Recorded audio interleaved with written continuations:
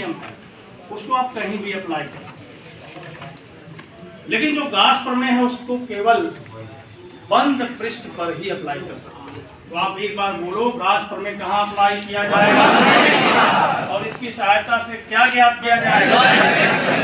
तो वैद्युत क्षेत्र ही ज्ञात किया जाएगा, लेकिन हम वही वैद्युत क्षेत्र ज्ञात कर पाएंगे जहां बंद पृष्ठ नहीं होते हैं वहां हम मानते हैं, एक कल्पना करते हैं बंद पृष्ठ का, और उस बंद पृष्ठ को जिसकी सहायता से हम गाउस प्रमेय अप्लाई करते हैं उसको हम क्या कहते हैं? गॉसियन पृष्ठ। क्या कहेंगे? गॉसियन पृष्ठ। तो देखो, जैसे एक हमने बना लिया, एक बनाया स्फीयर, तो ये क्लोज हो गया कि नहीं होगा? ऐसे चारों तरफ से बंद हो गया।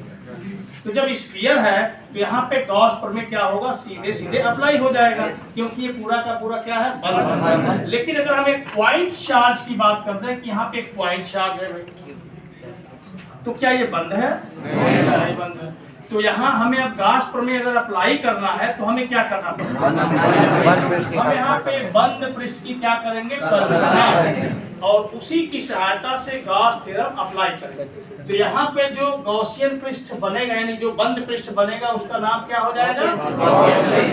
क्या नाम हो जाएगा?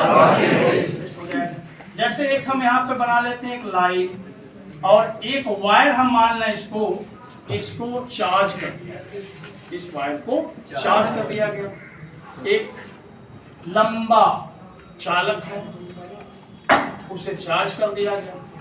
तो अब इस पे हम इसके वजह से अगर वैद्युत क्षेत्र निकालना चाहते हैं तो कैसे निकालें? अगर हमें गाउस प्रमेय अप्लाई करना है तो इसको भी क्या करना पड़ेगा? बंद पृष्ठ चाहिए कि नहीं चाहिए? अब इसके लिए जो बंद पृष्ठ हम बनाते हैं वो कैसा होता? बेलनाकार, ऐसे ऐसे बना दिया, और ये मान लिया यहाँ से और यहाँ से बंद हो गया और चारों तरफ से बंद हो गया। तो ये जो वायर है एक तरह से एकदम सिमेट्रिकली अंदर चला गया कि नहीं चला गया? तो इसका मतलब एक क्लोज सरफेस के अंदर आ गया।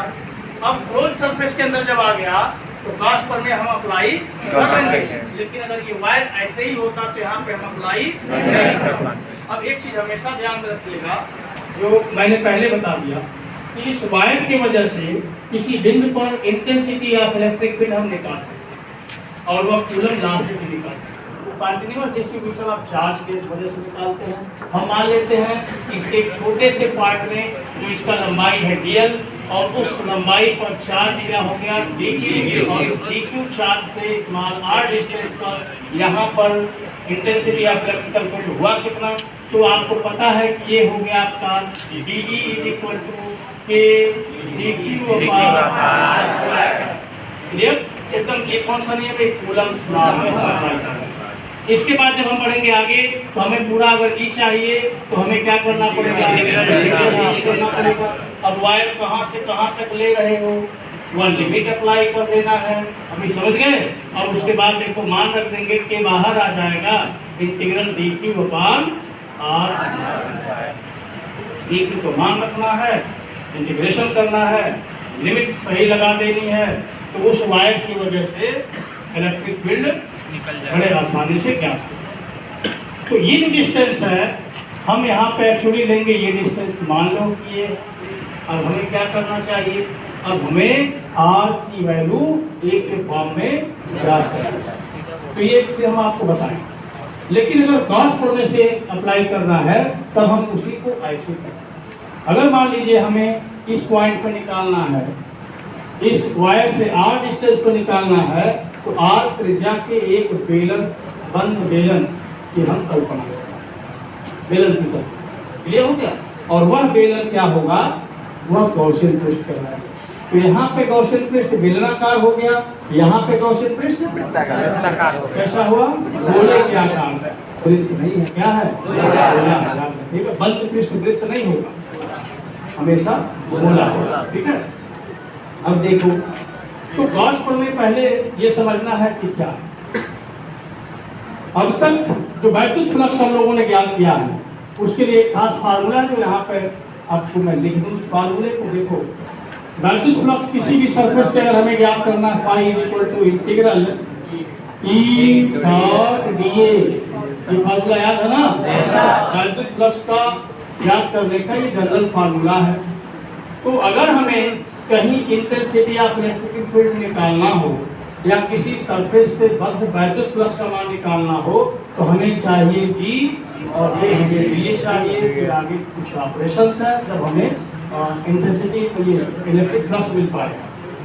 लेकिन ध्यान देना गॉस प्रमेय से फायदा क्या है? गॉस प्रमेय में क्या बता दिया कि एक क्लोज्ड सरफेस अगर है, ठीक है भाई, और उसके अंदर चार्ज अगर हमें पता चल जाए तो गॉस ने क्या कहा, अगर केवल चार्ज पता चल जाए तो हम लोग बड़े आसानी से उससे बद्ध वैद्युत फ्लक्स का मान बता सकते हैं। तो गॉस ने सिद्ध करके क्या बता दिया कि अगर किसी बंद पृष्ठ के अंदर Q आवेश है तो उससे बद्ध फ्लक्स का मान होता है